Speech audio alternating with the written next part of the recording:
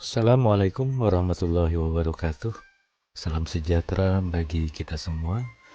Pada kesempatan kali ini saya ingin berbagi kepada rekan-rekan semua, khususnya para guru di Indonesia terkait dengan apa yang telah disampaikan oleh Kemendikbudristek mengenai deep learning.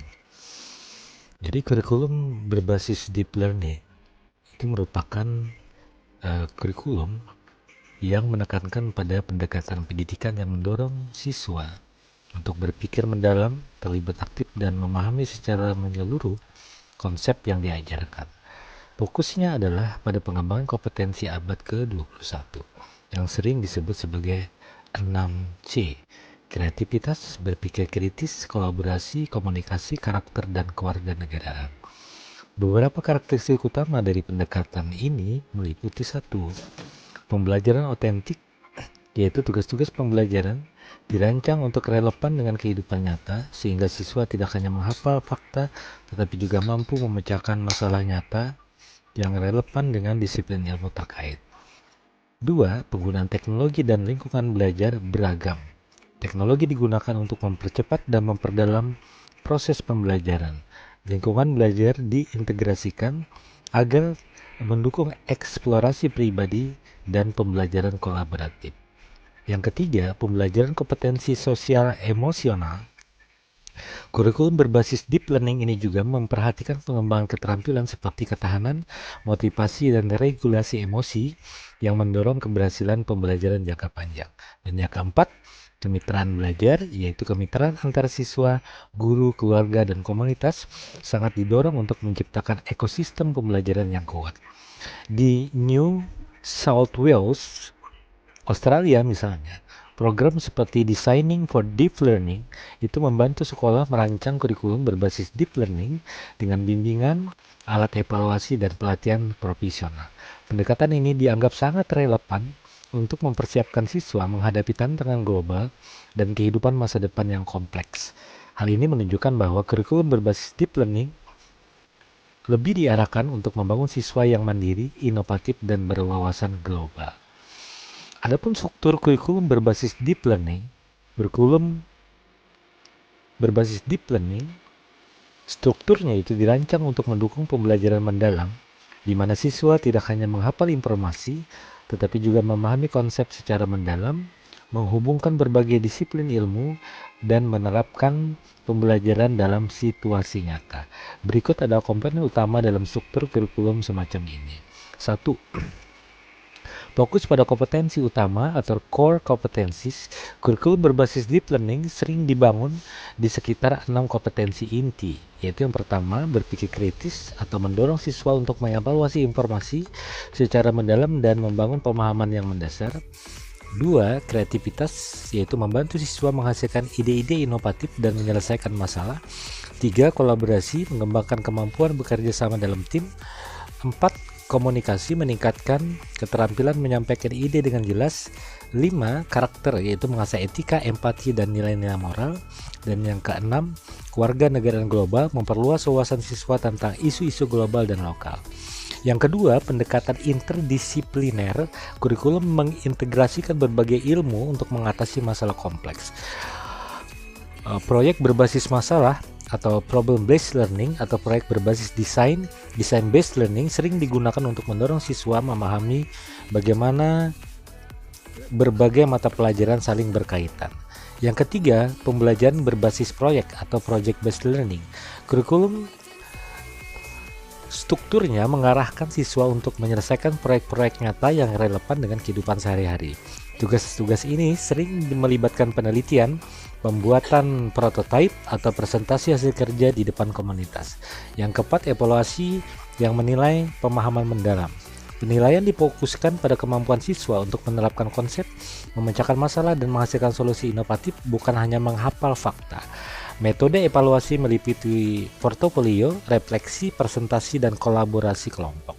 Yang kelima, penggunaan teknologi sebagai pendukung.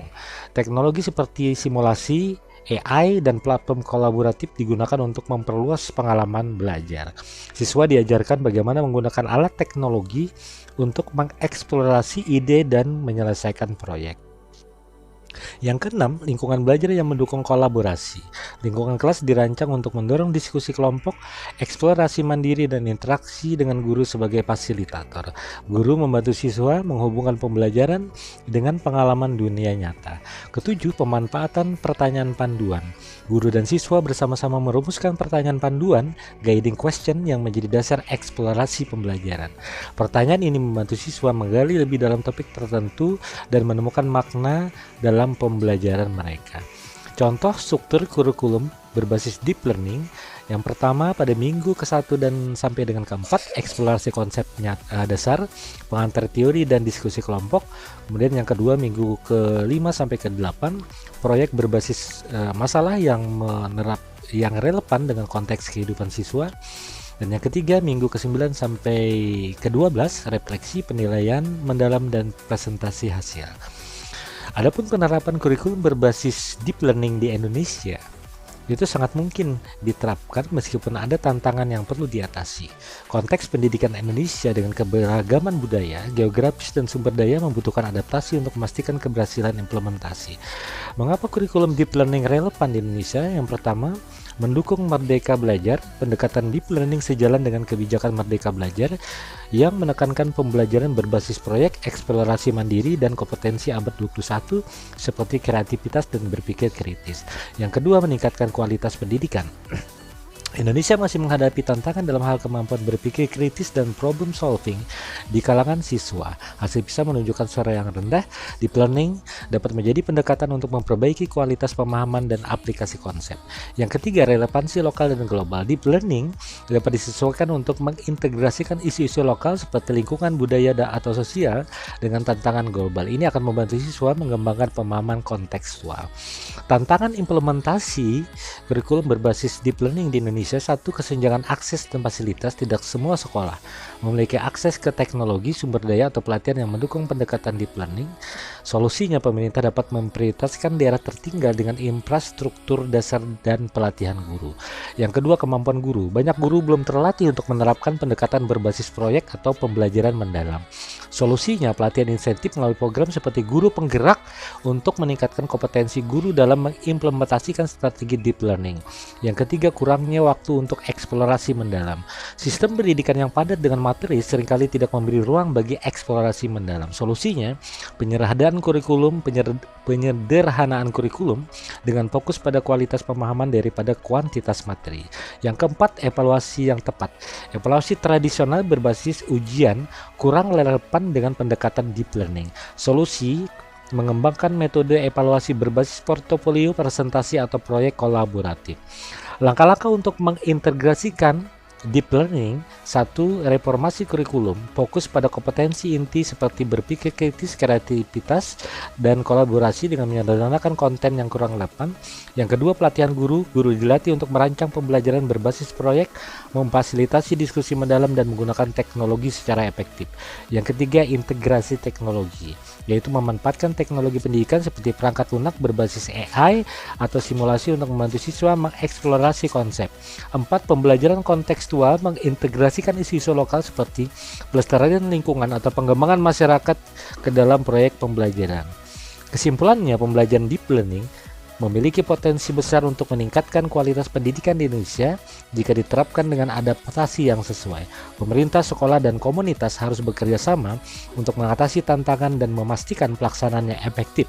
Kurikulum ini tidak hanya meningkatkan kemampuan siswa untuk memahami materi, tetapi juga mempersiapkan mereka untuk menjadi pemecah masalah di masa depan.